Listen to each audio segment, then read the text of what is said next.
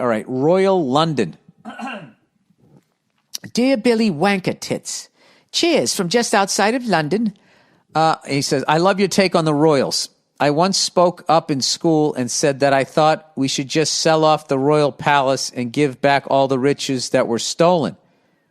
I'm not a dumb cunt, so I suggested we keep some money for the poor plebs here and get most of it. What's a pleb? Oh, God, did I just say something that's offensive over there?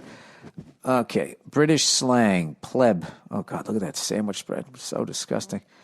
British slang, plebs.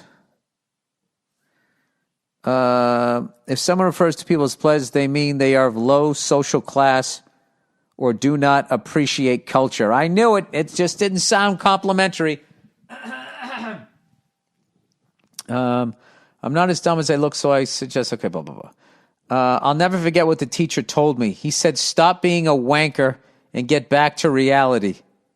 We're stuck and doomed. Yeah, you know something? When you get old, that's kind of where you end up. You're kind of like, yeah, there's no way. The shit is what it is, and there's no way to stop it. Now, that doesn't mean you can't stop it. It just means you don't have, you don't have the Gandhi gene, and you're not going to turn it around, meaning me and your teacher. So, yeah, that is fucking, that whole thing's wild. I like how the Royals came back. It was like, Roy, she totally misrepresented us.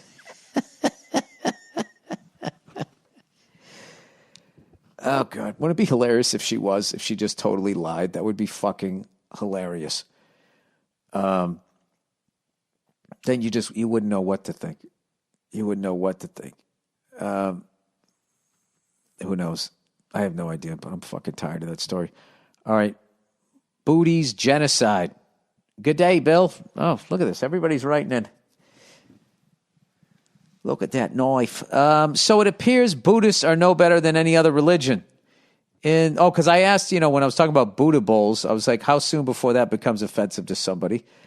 And I was, but wait, did the Buddhists ever, do psycho shit like every religion seems to have done?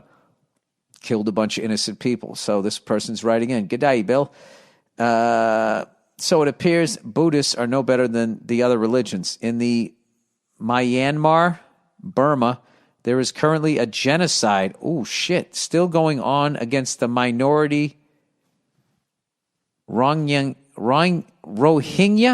Muslims.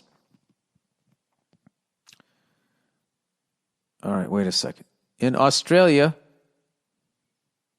wait, I'm confused here. I didn't know. Oh, so are the Buddhists killing the Muslims?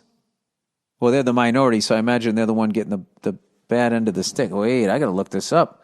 Oh, he gave me a link. Open the link. Oh, Jesus. Here comes some depressing shit. The Rohingya genocide is a series of ongoing persecutions by the Myanmar, formerly Burmese government, of the Muslim Rohingya people. The genocide has consisted of 2 phases. Well, this is government. This isn't religion, right? I'm not saying what they're doing is right here. The genocide has consisted of 2 phases to date. The first was a military crackdown that occurred from October 2016 to January 2017. And the second has been occurring since August 2017. The crisis forced over 1 million, I hope I'm saying this right, Rohingya to flee to other countries. Most fled to Bangladesh, resulting in the creation of the world's largest refugee camp, while others escaped to India, Thailand, Malaysia, and other parts of South and Southeast Asia. The persecution of the Rohingya Muslims in Myanmar dates back to the 1970s. Since then, the Rohingya people have been persecuted on a regular basis by government, and nationalist Buddhists. There it is. Wow. Yeah, well, there's just something about religion. Something about it. In Australia, a lot of the very few refugees we actually let in are Rohingyas fleeing the violence. I've never understood how people can be so dedicated to a religion once they discovered dinosaurs, but I suppose to each their own. Cheers and go fuck yourself. I thought you were going to say, how can you be so dedicated to your religion when you find out what your religion has done to other people? not practicing what they preach and that there's a heaven and hell, yet they're behaving like this.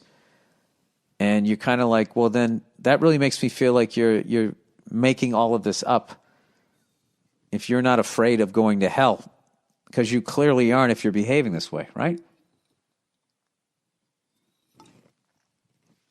All right, world gone mad.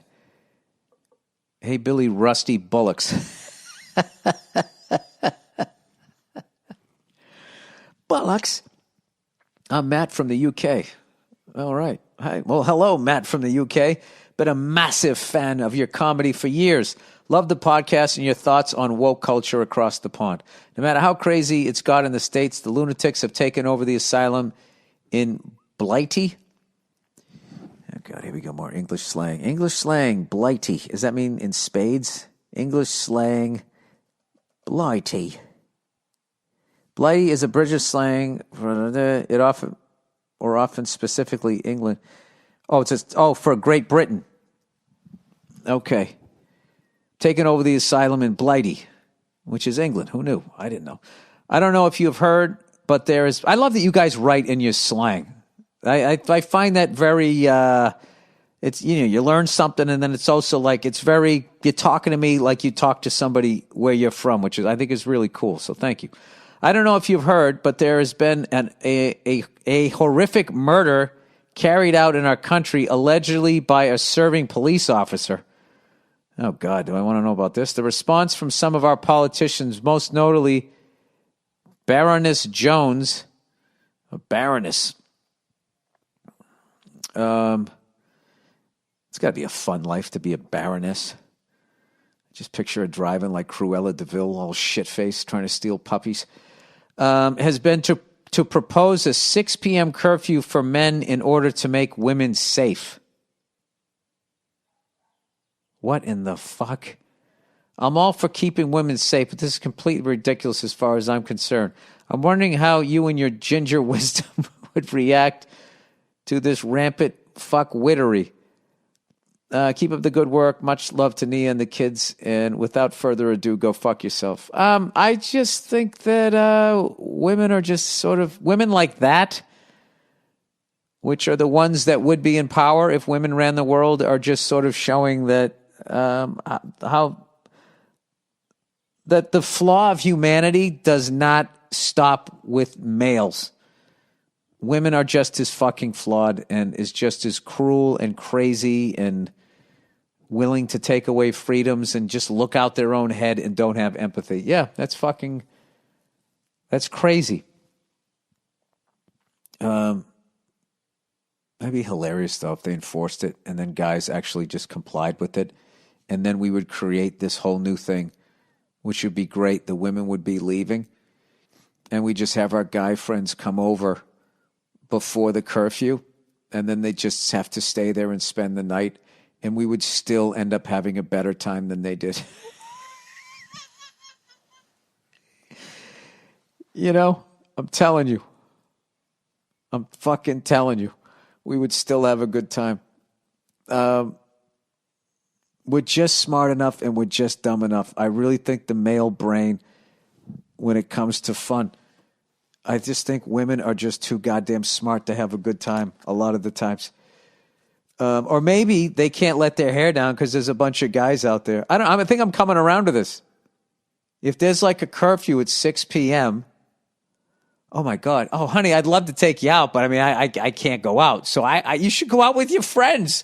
Then you can hang in. You can watch sports, do a Zoom hang, have your buddies come over. Oh my God, that'd be great. Then you could have like a fucking guy's speakeasy on every block, some guy's fucking basement, and every fucking cunt, right, just hops the fence and goes in there and hangs out. And then what are the cops going to enforce it? You bring them in, you hook them up, little Pappy Van Winkle. You know? That's it. It's going to take some male feminist Elliot Ness to shut that shit down.